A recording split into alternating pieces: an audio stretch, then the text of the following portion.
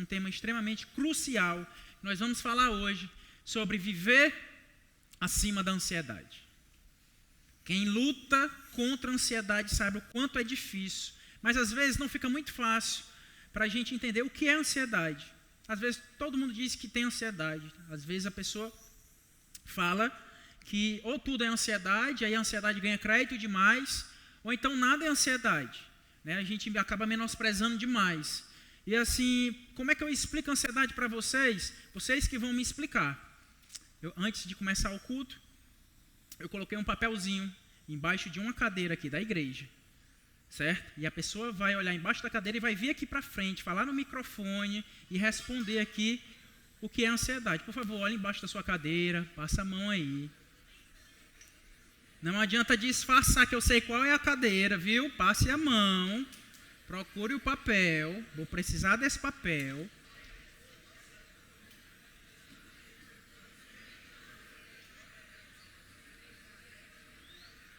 Quem encontrou? Quem encontrou? Agora eu lhe respondo. Você pega aqui no seu peito, no seu coração. Como é que ele está agora? Algumas pessoas disparou, outras ficou um pouquinho mais rápido. Ansiedade é isso, certo? Você ficou um pouquinho ansiosa agora, achando que tinha possibilidade de vir aqui à frente, de falar no microfone, né? Então, o nosso corpo, foi Deus que nos fez, amém? Então, Deus nos criou com ansiedade. Então, tem alguma função esse negócio que não é tão negativo assim. A gente acha que tudo que tem a ver com ansiedade é negativo, não. Deus te fez com ansiedade, a ansiedade tem uma função de te proteger. De alguma forma, ao longo da sua história de vida, você viu e interpretou o falar em público, estar diante de centenas de pessoas, seria algo perigoso. E nesse momento, como você correu o risco de vir para cá, seu corpo te prepara para a fuga. E aí, seu coração dispara, seu sangue circula um pouquinho mais rápido, preparando você para fugir de uma situação perigosa. Só que não era, eu estava brincando com vocês, mexendo com as emoções de vocês, para exemplificar isso, que a ansiedade tem a ver com isso. A grande questão do transtorno de ansiedade, talvez alguém aqui sofra com isso, né? Certamente alguém aqui sofre, né? Estudos mais recentes dizem que pelo menos 10% da população brasileira sofre com o transtorno de ansiedade, né? Então, a grande questão é que essa onda, esse alerta que foi enviado agora para você, quando a pessoa tem um transtorno de ansiedade, ela vem no dia a dia. Você está malhando e de repente vem esse alerta, o coração dispara, respiração muda, suor frio nas mãos, tremor nas extremidades do corpo, boca seca, nó na garganta, uma angústia no peito. Geralmente isso tudo vem acompanhado e aí a gente classifica esses episódios mais intensos como um episódio de pânico. Do nada, a pessoa assistindo Chaves na casa dela e de repente vem esse alerta e a pessoa não entende. Eu estou sentado no sofá, de frente para a minha TV, que alerta é esse? É justamente isso. O alerta vem quando não deveria vir. E aí é classificado como um transtorno de ansiedade. Certo? Talvez alguém agora se identifique com isso, saiba como é isso. Às vezes vem a pessoa dormindo no meio da noite. E aí, Júnior, sobre esse ponto, meus amados, eu fiz essa introdução para falar sobre o transtorno de ansiedade, que é uma doença, certo? Ele deve ser tratado por profissionais. Certo? Então, assim, nós vamos falar sobre a ansiedade aqui, mas não sobre o transtorno. Claro que nosso Deus é poderoso. Claro que Ele cura, que Ele faz milagres. Ele pode mudar qualquer situação emocional de saúde de qualquer pessoa. Mas nós não podemos ser irresponsáveis de tratar tudo no mesmo pacote. Certo? O transtorno, se alguém sofre com isso, com esse tipo de alerta, com esse tipo de sofrimento, tem que procurar a ajuda de um profissional, a psicologia e a psiquiatria. Quando trabalham juntos, o sucesso é muito alto. Então, procura isso, em nome de Jesus. Ponto. Certo? Sobre o transtorno, sobre a doença, igreja respeita, família respeita. Ninguém vai com conversinha, fulano de tal tem diabetes, e chega para ela e diz, olha mulher, isso é falta de Deus. Lê mais a Bíblia, ora mais, que teu diabetes vai mudar. Ninguém fala isso. Mas quando é uma doença emocional, todo mundo tem uma frase desse tipo. Isso é frescura. Sai de casa, enfrenta isso, né? Vai para a igreja, lê mais a Bíblia, ora mais. Que isso... Não, quando for doença, quando for o transtorno, igreja tem que incentivar o tratamento em nome de Jesus. É claro que isso não impede de você orar pela pessoa como qualquer outra doença, mas orar para que Deus transforme, mas tem um tratamento necessário para isso. Ponto. Isso é o transtorno. Nós não vamos falar sobre, toda vez que eu falar sobre ansiedade na noite de hoje, vai ser sobre excesso de preocupação, certo? Antecipação exagerada quanto ao futuro e excesso de dúvidas na vida. Pessoa que sofre com ansiedade, ela sabe disso, talvez você saiba disso, que você sofre antecipadamente por coisas que nem aconteceram. E talvez coisas que nem vão acontecer.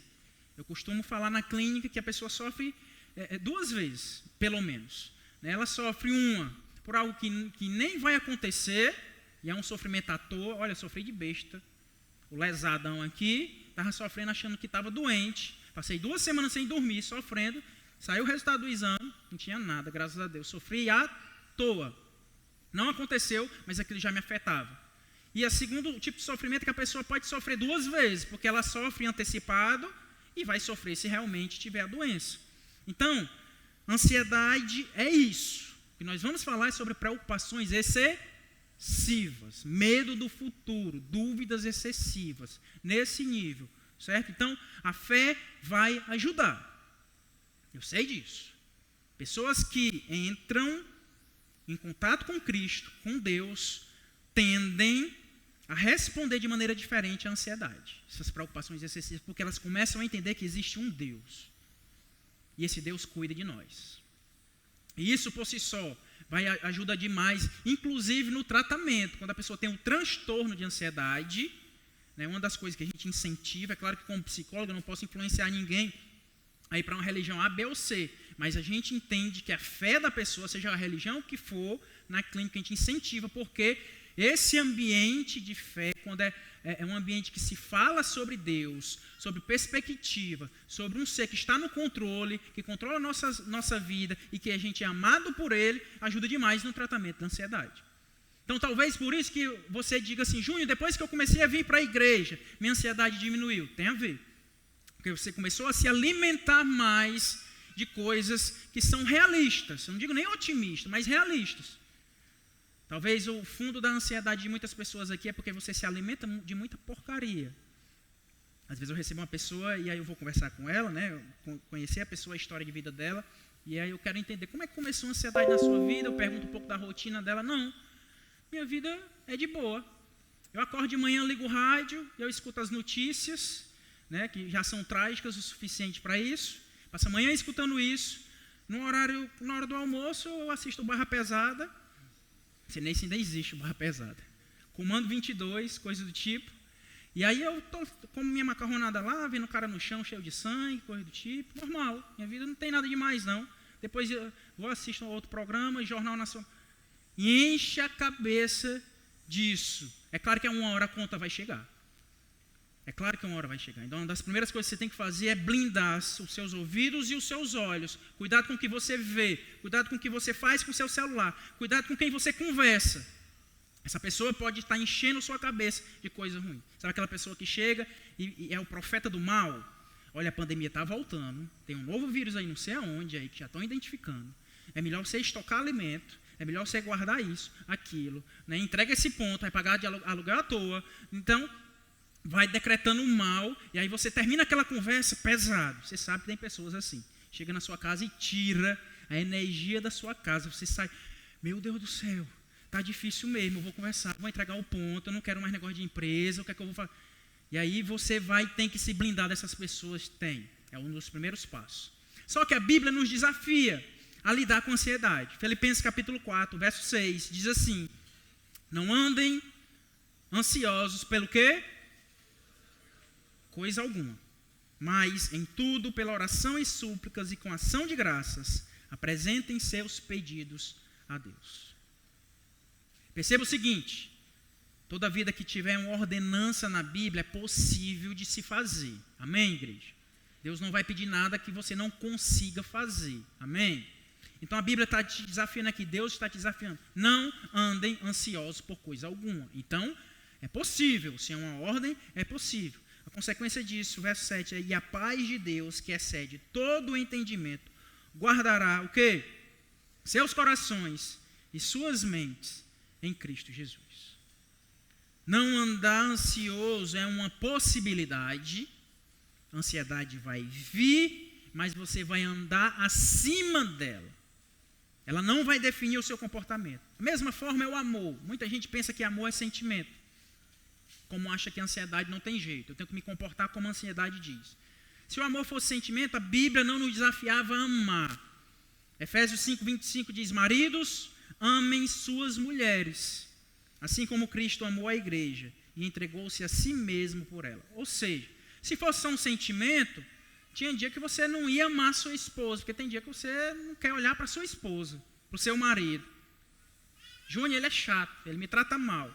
E aí você vai ter a sua justificativa: eu não amo tanto mais. Se fosse um sentimento, você ia dizer: eu não amo, mas é uma ordenança. E como a ordenança está acima de sentimentos, quer você sinta ou não, quer o seu coração dispare ou não, por ela ou por ele, você tem que amar, cuidar dessa pessoa. Por isso que casamentos hoje em dia são dissolvidos facilmente, porque as pessoas baseiam o seu relacionamento em sentimentos. Chega um dia que não vai durar. A pessoa olha para a outra e tem sentimento pela outra. E aí vê, já que eu não tenho mais sentimento por essa, então a minha vida agora é com o próximo, ou com a próxima. E aí descarta esse aqui. Mas na Bíblia não. Amor são ações, atitudes, que estão sempre acima de emoções. Meu amado, uma das primeiras coisas que a ansiedade vai fazer é sufocar a pessoa. E Cristo já antecipava isso há 2000 anos atrás. Existe uma parábola na Bíblia chamada parábola do semeador. Ele diz que o semeador saiu a semear em 4 locais diferentes. Um desses locais era um local que tinha espinhos. E aí os discípulos depois chegam para Jesus. Jesus, o que quer dizer essa parábola? Jesus vai explicar. Expressamente nessa parte dos espinhos, no verso 22, ele diz assim, ó: quanto ao que foi semeado entre os espinhos, este é aquele que ouve a palavra, mas vamos igreja, mas desta vida, e o engano das riquezas, ou seja, preocupação gera o quê? Sufoco, espreme, acocha, e aí torna a pessoa infrutífera. Palavra de Deus. Preocupação, você vai ver isso. Talvez nessa noite você entrou extremamente sufocado aqui. Júnior, parece que eu estou respirando pela metade. Sei lá, é um peso, é uma angústia no peito. Eu estou tenso. Então a preocupação gera esse sufoco e a consequência é a pessoa não frutificar. Ou seja, a pessoa ficar estática, paralisada. O ansioso geralmente deixa de fazer coisas. Geralmente. Você sabe disso. Se você luta contra a ansiedade, você antes era bem mais ativo. Uma das coisas que a gente incentiva e quase empurra a pessoa: olha, vai para a academia, faz uma atividade física, se movimenta, porque a ansiedade quer te prender, te enclausurar, colocar correntes nas tuas mãos e nos teus pés.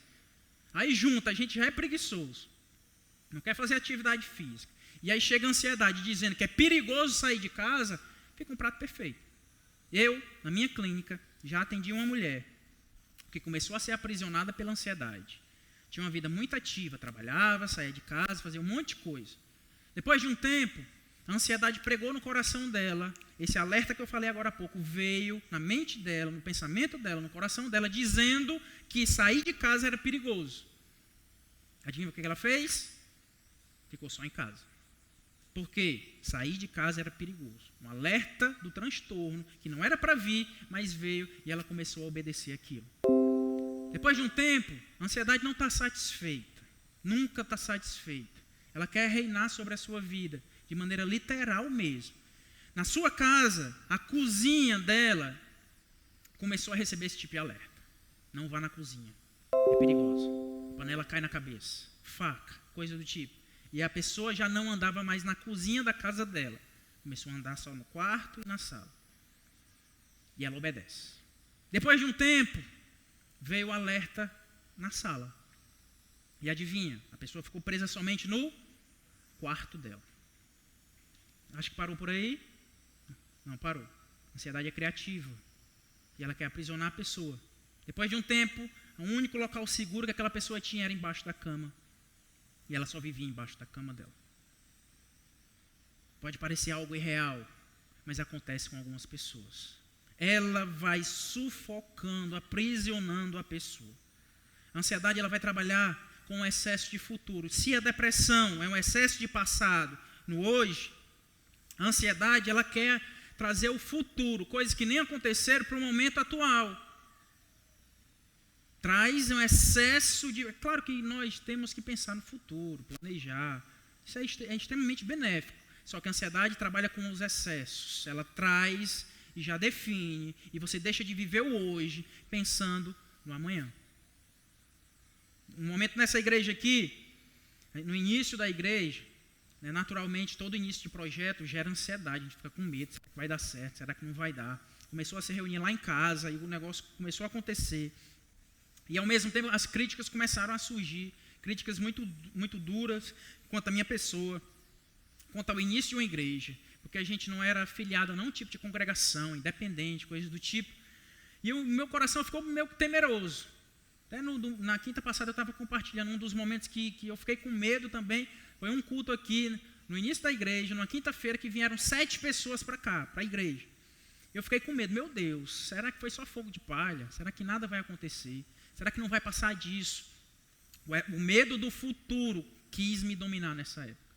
O interessante é como Deus, Ele trabalha de maneira bem detalhista.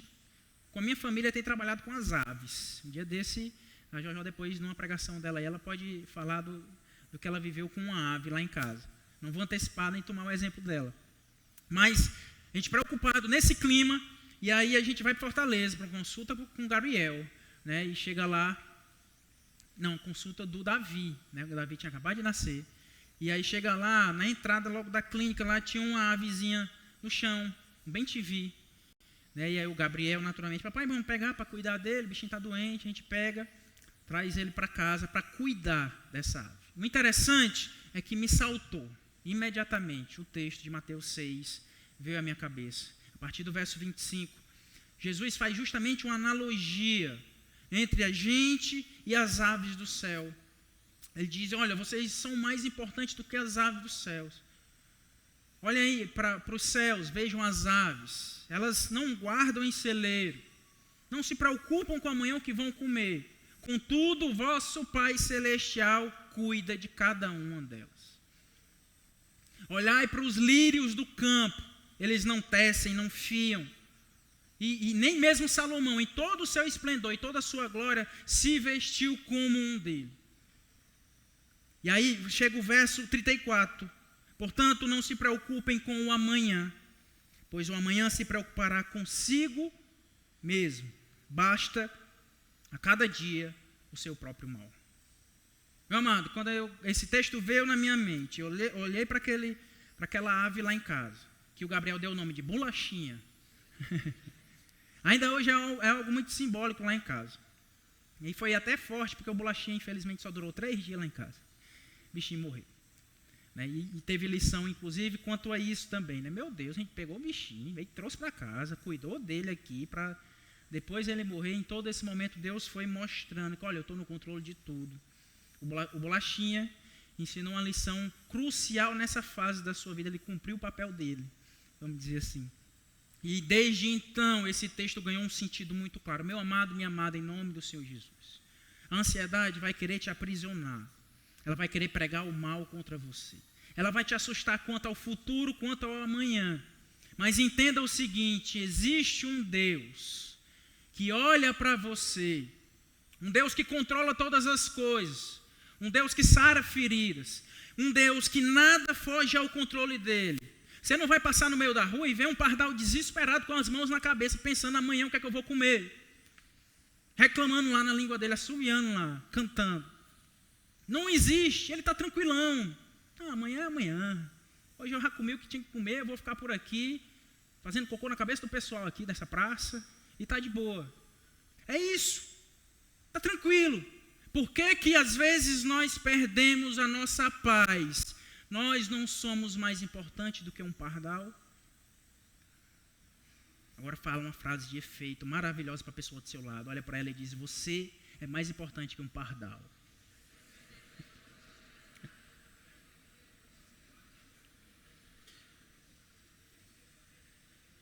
Quando você duvida de Deus, você está duvidando.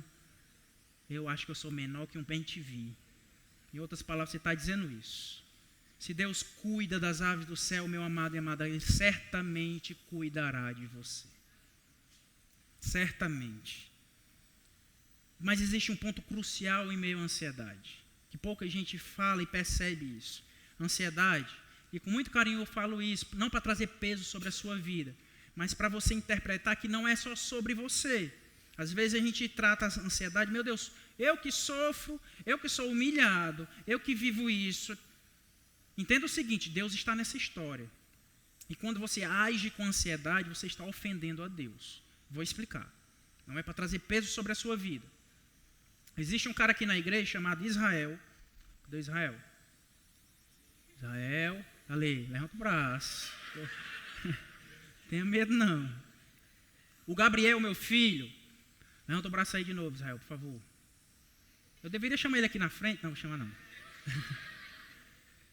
O Gabriel, meu filho, olha para esse cara e diz, papai, o Israel é o homem mais forte da igreja.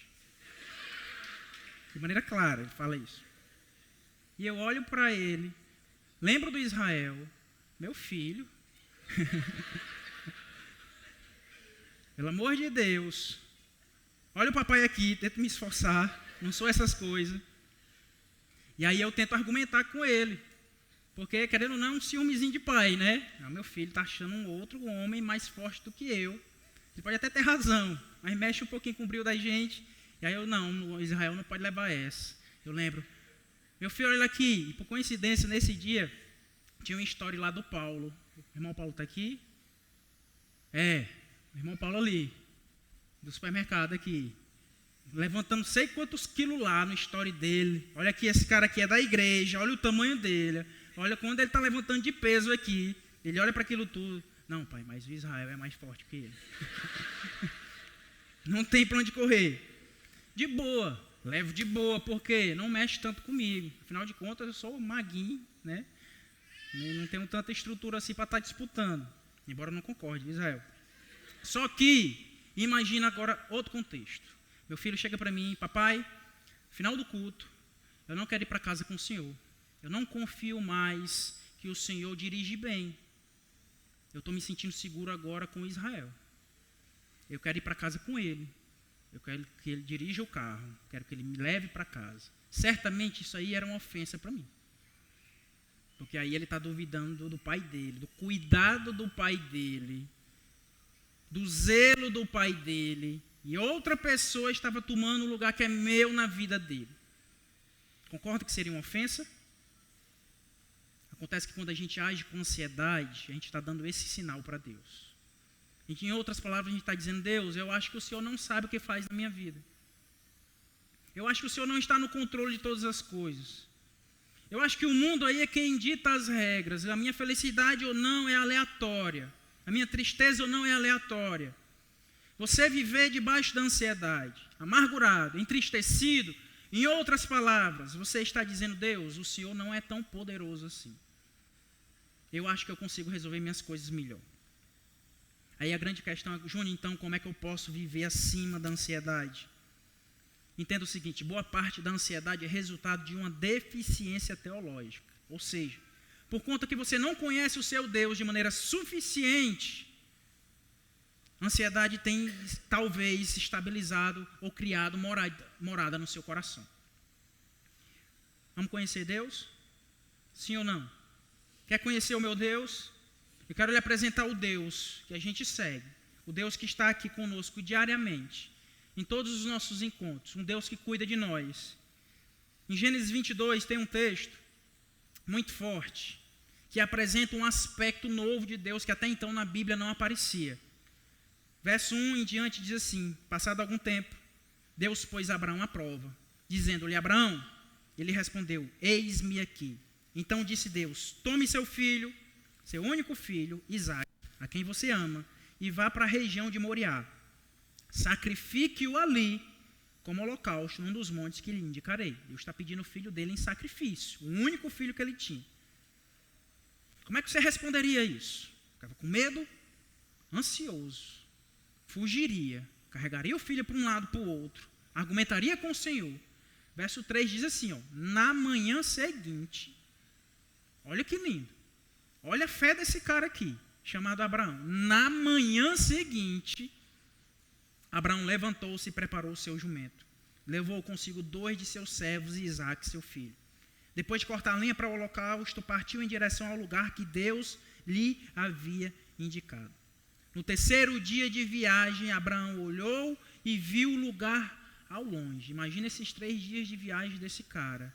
Vou sacrificar o meu filho, sacrificar o meu único filho, vou perder o meu filho. Quer motivo de ansiedade maior do que esse? Verso 5, disse ele a seus servos, fiquem aqui com o jumento enquanto eu e o rapaz vamos até lá. Depois de adorarmos, me ajuda, igreja. Ele fala no singular ou no plural? Mas faz uma conta rápida comigo aqui. Não sou professor de matemática. Mas ia subir Abraão e Isaque. Ia acontecer o que lá em cima? Isaque ia ser morto, sacrificado. Ou seja, ia subir 2 e descer. Só que ele fala no plural. Voltaremos. Meu amado e minha amada, em nome de Jesus, a ansiedade, o medo, a circunstância, o momento que você está, o que você tem enfrentado, não deve ditar a maneira que você vê a sua vida. Aí é que você tem que dar passos de fé e fazer afirmações de fé na sua vida. Júnior, eu estou me tremendo de medo. Foi o diagnóstico que veio. Mas você vai abrir a sua boca em nome de Jesus e dizer, olha, eu vou me tratar e logo, logo eu serei curado em nome de Jesus. É isso, é sobre isso. Amém, glória a Deus. A sua boca tem que ser usada profeticamente para decretar as coisas de Deus na sua vida. Júnior, se não acontecer aí, paciência. Você sabe que você tem um Deus que cuida de você. Não aconteceu, não conseguiu um emprego, não conseguiu a promoção, não rolou, não aconteceu, amém. Seja feita a tua vontade. Mas na sua boca, a ansiedade não vai ditar o que você diz. Verso 6, Abraão pegou a lenha para o holocausto e a colocou nos ombros de seu filho Isaque. E ele mesmo levou as brasas para o fogo e a faca. E caminhando os 2 juntos, Isaque disse ao seu pai Abraão, meu pai, sim, meu filho, respondeu Abraão. Isaque perguntou, as brasas e a lenha estão aqui, mas onde está o cordeiro para o holocausto? O menino ainda não entendia. Abraão tinha contado para ele que ele seria o cordeiro. Verso 8, respondeu Abraão, Deus mesmo há de prover o cordeiro para o holocausto, meu filho. E os 2 continuaram a caminhar juntos. Quando chegaram ao lugar que Deus lhe havia indicado, Abraão construiu um altar e sobre ele arrumou a lenha, amarrou seu filho Isaque e o colocou sobre o altar em cima da lenha.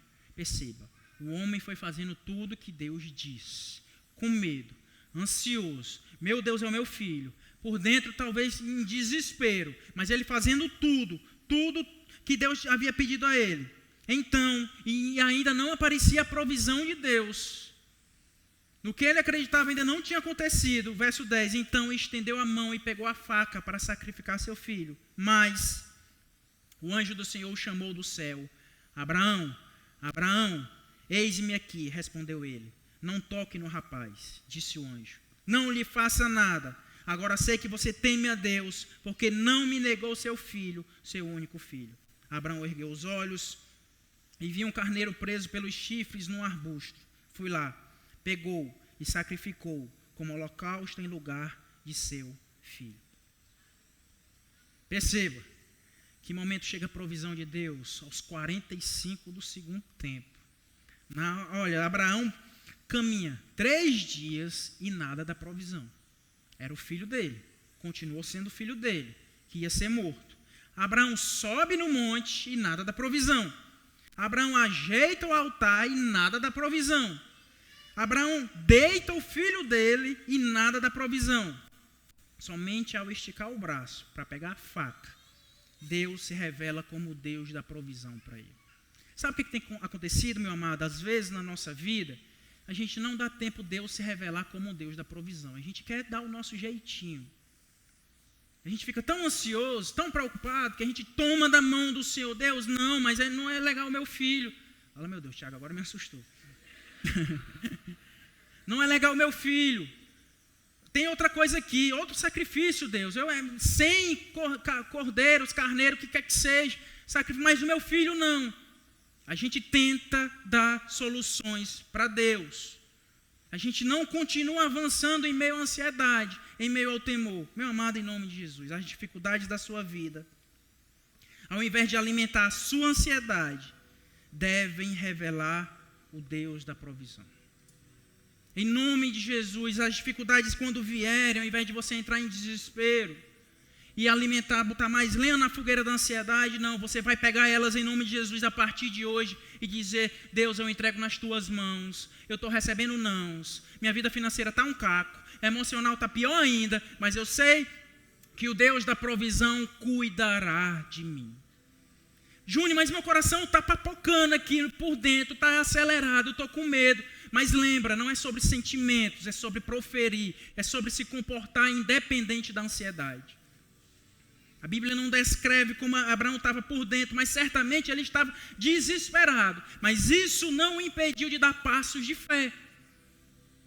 Voltaremos, eu vou subir com o meu filho, eu não sei com o que vai acontecer lá em cima, mas eu vou voltar com o meu filho, porque eu sei que o meu Deus é o Deus da provisão, o nome dele é Jeová Jireh. Um Deus que cuida, um Deus que sara. Meu amado, às vezes a ansiedade vai impedir de você conhecer esse aspecto do Senhor, esse Deus que sara as nossas feridas. Talvez você se pergunte a Júnior, quem é esse Deus da provisão? Talvez você escutou falar sobre um Deus de uma religião, um Deus distante, um Deus que não cuida de ti. Primeira coisa, esse Deus da provisão, ele tem planos específicos sobre a sua vida. Jeremias 29, verso 11, o Senhor diz não só para Jeremias, mas fala para você nessa noite, porque sou eu que conheço os planos que tenho para vocês, diz o Senhor, planos de fazê-los prosperar e não de lhes causar dano, plano de dar-lhes esperança e um futuro. Meu amado, Deus tem planos sobre você. Eu estou falando de Deus. Você acha que os planos de Deus se frustram? Não tem chance para isso. Você acha que a vontade de Deus é negociada, que você vai... Não! Deus, de maneira específica, tem pensado sobre a sua vida. Você tem um Deus que tem planos sobre a sua vida e nada nem ninguém podem frustrar esses planos. Ninguém. Independente do que aconteça, independente da pandemia, do governo que está aí, independente do que decretaram, do que o médico disse, não vai frustrar os planos de Deus na sua vida. Esse é o Jeová Jireh. Esse é o Deus que cuida. O plano dele aconteceu nessa igreja. Olha que lindo, a nossa história, meu amado. Se isso não veio do coração do Senhor, da mente do Senhor, não tem outra explicação. Há 1 ano e meio atrás, menos do que isso, nós estávamos nos reunindo lá na minha casa, 30 pessoas, né, cara? Lá, cabia lá em casa de boa. E olha onde nós estamos hoje. Se isso aqui não vem do Senhor, me dê outra explicação mais razoável, não existe. Hoje nós já estamos, meu Deus, vai ter que ter 3 cultos no domingo. Ou para onde é que a gente vai? Ou como é que vai acontecer? Deus, e aí entra o quê? Ansiedade? Não. Entra o quê? É Deus que está aqui cuidando de nós? Amém. Então Ele vai providenciar da forma dEle, no tempo dEle, que vai acontecer. O que Ele espera é que a gente continue caminhando em meio à ansiedade. Esse Deus, esse Jeová Jireh, meu amado, Ele está no controle de tudo. Mateus 10, verso 29. Não se vendem 2 pardais por uma moedinha. Isso aqui é Jesus falando. Contudo, nenhum deles cai no chão. O que é um pardão cair no chão? Morte. Morreu. Nenhum deles cai no chão sem o consentimento do Pai de vocês. Perceba, até a morte de um pardal, Deus permite. Verso 30. Até os cabelos da cabeça de vocês estão todos contados. Tem pessoas aqui que Deus tem trabalho para contar os cabelos. Tem uns que é de boa. 2, 3, 4. Até isso, Deus está contando. Está contado. Portanto, não tenham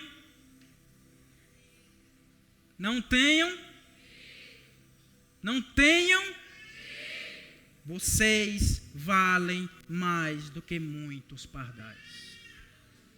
Meu amado, descansa no Senhor Jesus, em nome do Senhor Jesus. Salmo 139, verso 16. Os teus olhos viram o meu embrião. Falando do Senhor, que o Senhor nos via no ventre da nossa mãe. Todos os dias determinados para mim foram escritos no teu livro antes de qualquer deles existir. Está com medo da morte? A ansiedade faz isso, ela antecipa a sua morte. Você sempre acha que vai morrer. Próxima semana, próximo mês, hoje. Está com medo disso? Entenda que existe um Deus que escreveu todos os teus dias no livro dele. E não vai ter anjo gaiato pegando lá para arriscar teus dias, não. Ninguém mexe nas coisas de Deus.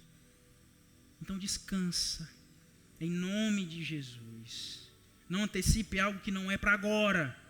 Não sofra por algo que não é agora. Basta cada dia o seu mal. Você já tem coisa suficiente para resolver no dia de hoje. Não tema a morte, meu amado. Ele é Deus.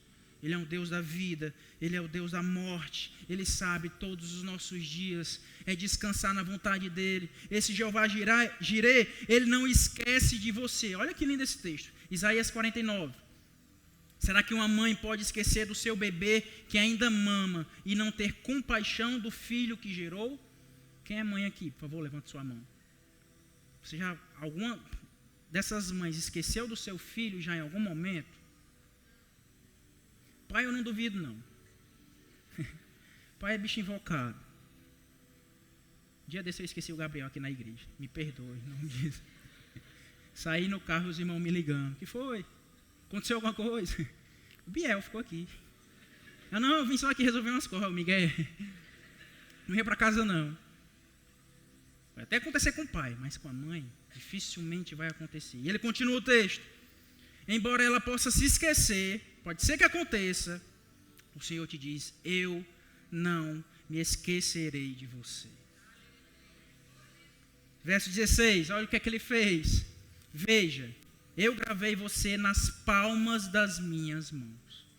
Ou seja, o seu nome, bonitinho, está lá.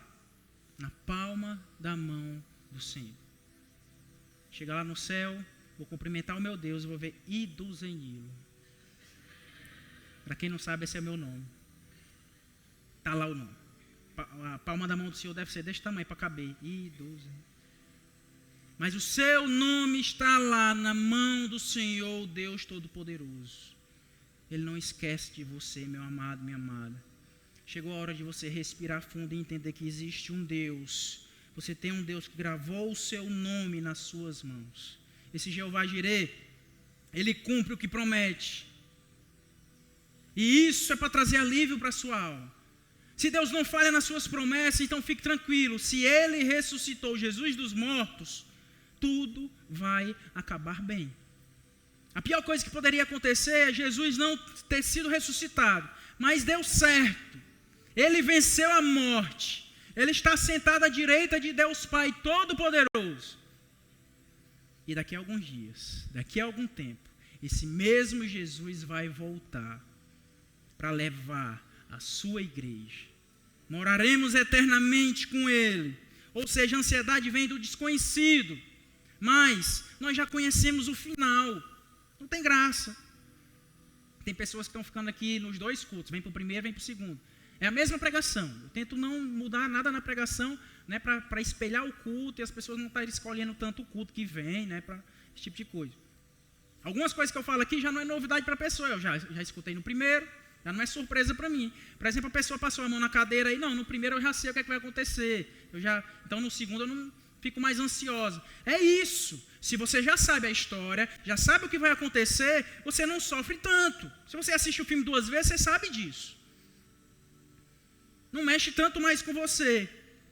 Billy Graham tem uma frase muito conhecida, ele diz assim, fique tranquilo, eu já li o final da história, tudo vai dar certo. Meu amado, na Bíblia diz o que é que vai acontecer, e nada vai mudar, o que está escrito na Bíblia. Nosso Jesus vai voltar. Breve ele voltará. Não importa o momento de dor de hoje, não importa o momento de dificuldade de hoje, não importa a sua situação de hoje, a doença de hoje, a morte, o não que você recebe hoje, não importa. Um dia, não abrir e fechar de olhos, todo olho verá o meu Jesus voltando nos céus. E nós subiremos com Ele e viveremos eternamente com Ele. Toda dor vai ficar para trás, toda lágrima vai ficar para trás, toda tristeza vai ficar para trás. Lá não haverá choro, nem rancor, nem mágoa, nem morte. Lá não haverá noite, porque o próprio Deus será o sol daquele lugar. Meu amado, esse é o final da história. O que você deve se preocupar é, como é que vai ser o meu final? Será que eu não estou vivendo demais esse mundão aqui, as coisas desse mundo, me preocupando demais, dando atenção demais às ansiedades, preocupações da vida, e como está o final da sua história? O que importa é como acaba. Tem gente que diz, não importa o processo, importa como termina. Jó capítulo 19, verso 25, ele diz, eu sei que o meu Redentor vive, e que no fim se levantará sobre a terra. É isso. Descansa, respira. Você tem o Deus chamado Jeová Jirê, o Deus da provisão. Para de espernear. Descansa debaixo da mão potente do Senhor. Ele tem cuidado de você, em nome de Jesus. Deus não está lá em cima jogando dados, baralho com os anjos, e de vez em quando dá uma espiada na terra. Não é esse o nosso Deus.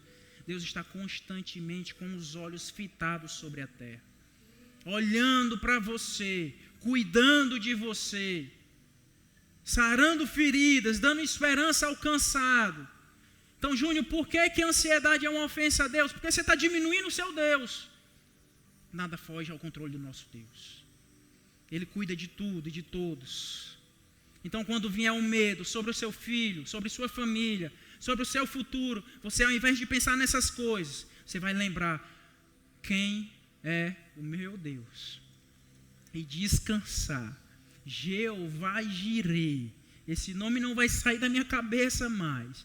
Jeová Jirê, o Deus da provisão, que vem com providência sobre a minha vida. Não importa o decreto, o laudo, a perspectiva que me deram, não importa. O que importa é o que Deus fala sobre mim. Meu amado, viver acima da ansiedade, é isso. É a ansiedade vindo, mas ela não vai definir o seu comportamento. Amém, igreja? Vai vir ansiedade, vai vir um medo, vai vir um temor, vai vir uma doença, vai vir a crise financeira, a crise emocional, crise no casamento, crise em várias áreas. Mas independente disso tudo, eu vou continuar dando meus passos de fé, assim como fez Abraão. Eu vou proclamar que eu vou voltar com meu filho, ainda mais forte, conhecendo um aspecto do meu Deus que eu não conhecia. A minha dificuldade não vai definir a minha experiência com o meu Deus. O meu Deus vai continuar cuidando de mim, quer queiram, quer não. Ele será o meu Deus Jeová Jirê. O Deus que provê. Meu amado, respira fundo. Respira fundo. Sabe esse ar que entrou aí no seu peito agora? Ele que te deu. Até isso. Então descansa. Descansa no Senhor Jesus. No meio do fogo, Ele te livra. Você sai ileso. É na falta, Ele vai suprir.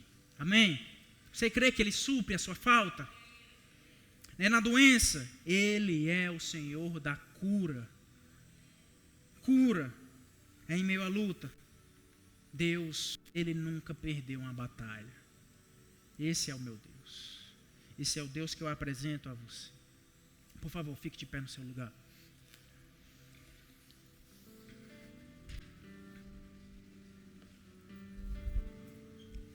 Eu peço que você feche seus olhos. Não saia da presença do Senhor. Jeová Jirê está aqui. O Deus da provisão está aqui nessa noite. Feche seus olhos. Feche seus olhos. E converse com Ele agora em nome de Jesus. Talvez você tenha que pedir, Deus me perdoa, porque eu te ofendia e não reconhecia isso. Eu te ofendia e não entendia isso. Eu duvidava do teu tamanho, do teu cuidado, do teu processo. Talvez você tenha que pedir perdão a Ele, em nome de Jesus. Mas feche seus olhos e converse com Ele em nome de Jesus. Feche seus olhos e converse com Ele. Fale as suas palavras. Em nome de Jesus. Talvez você tenha que dizer: Deus se revela como o Deus da provisão para mim. Não serão as suas escolhas que vão definir, meu amado, o Deus na sua vida. Não será. Não será o decreto humano que vai definir a atuação de Deus na sua vida. Não será. Esse Deus, Ele cuida, Ele provê, Ele supre, Ele livra, Ele traz a cura, Ele faz o milagre. Todas as coisas acontecem segundo a vontade dEle. E tudo coopera para o bem daqueles que amam a Deus. E que nada foge ao decreto do Senhor, aos planos de Deus. Então diga para Deus: Deus, me dá descanso, traz alívio para minha alma. Peça aí. Eu não quero mais viver lutando contra a ansiedade. Eu quero viver acima da ansiedade. Independente do contexto, eu vou dar passos de fé assim como Abraão fez. Vou continuar minha jornada sabendo que na hora certa a provisão vai chegar.